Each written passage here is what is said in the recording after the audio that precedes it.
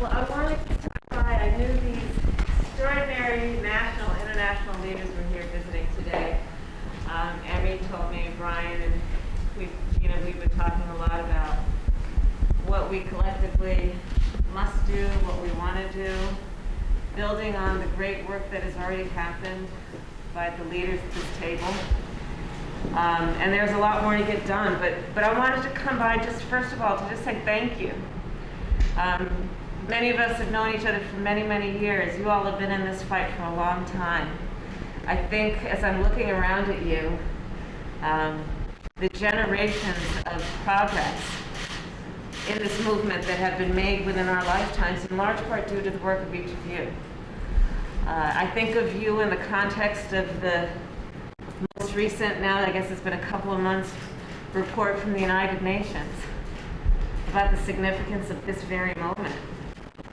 As you did, I read that, and one of the things that really was very obvious about how they articulated the issue and the seriousness of it, the imminence of it, the danger of it, was that they were unambiguous. This was, I think, the first time I've seen a UN report where it wasn't, oh, we kind of think there's some general consensus. No, I mean, they spoke with exclamation points, with numbers, with dates, 2030.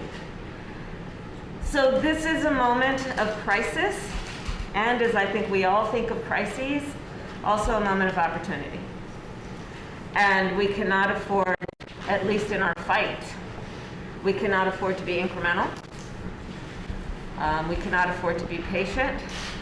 Nonetheless, we also have a system where there must be consensus when we're talking about the Build Back Better agenda, and we will work together to accomplish what we all know we must do.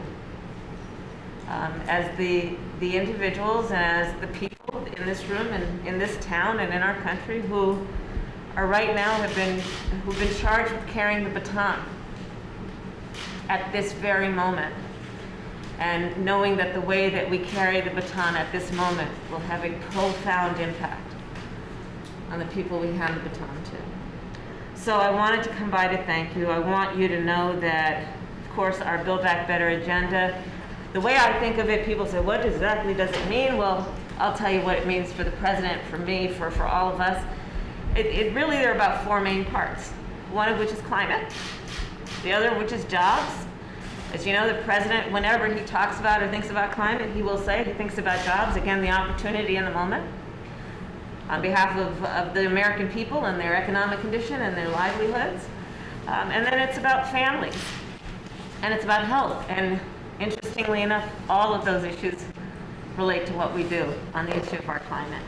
Jobs, health, families.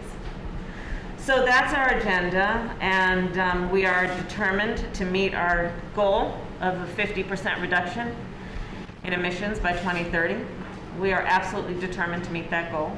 Again, we know that it is not something that is just a goal, it is an imperative. The priorities that we have on climate are three-pronged, at least.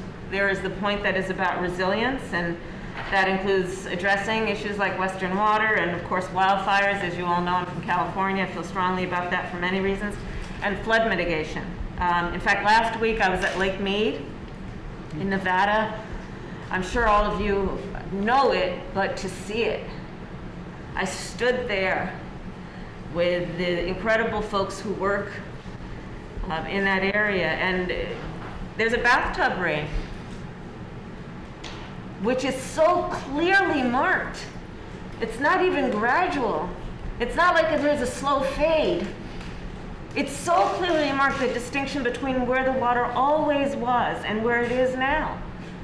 And the significance of that, of the contrast just in the colors, is how quickly this all changed so drastically.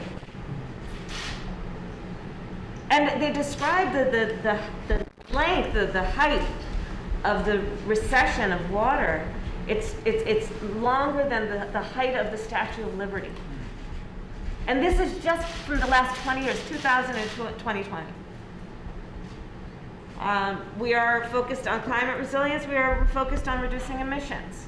And as we know, This has to be through our focus on clean energy.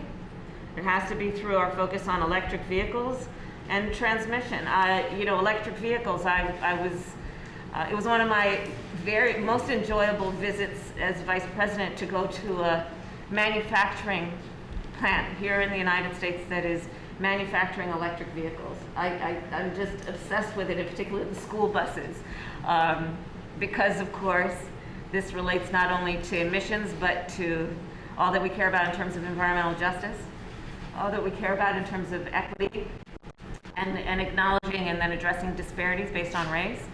25 million children, at least before COVID, go to school on a daily basis on the current buses, which of course contribute to emissions and a threat to our climate, but also a threat to the health and safety of those children.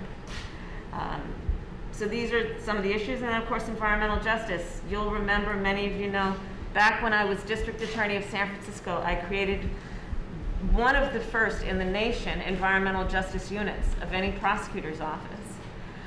It's an issue I take very seriously. It was actually a decade ago that, as Attorney General, I took a group of press actually to a place called Mira Loma, California, where the emissions were so intense that the children of that community had been noted by one of our major universities as having the lowest rate, or the slowest rate of lung development of children anywhere. So these are the issues that we are focused on. These are the issues that we are prioritizing. And the negotiations continue, as you all know. But I wanted to come by to also tell you that we, the President and I and our administration, are unwavering in our commitment to these issues.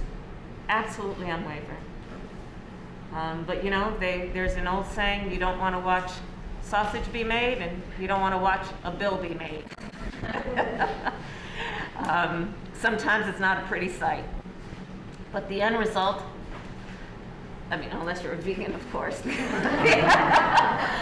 end result is usually pretty good. But there's work to be done. But I'll just close my comments by saying that we strongly believe, as I know you do, that this is a very specific moment in time, and we cannot squander, yes, the opportunities, but also the grave responsibility that we have to do something. And we are focused as an administration on doing something and getting things done. And so I know that you've been talking about it before I stopped in, but I want you to know, I believe strongly as a devout public servant that a lot of the progress that we've ever made in government is due in large part to the efforts and the push that comes from outside to remind us of where we can go and what we need to get done, and you all have been doing that for so very long, and it's so good to see you all. I want to thank you for traveling to be here for this meeting. Thank you. Thank you.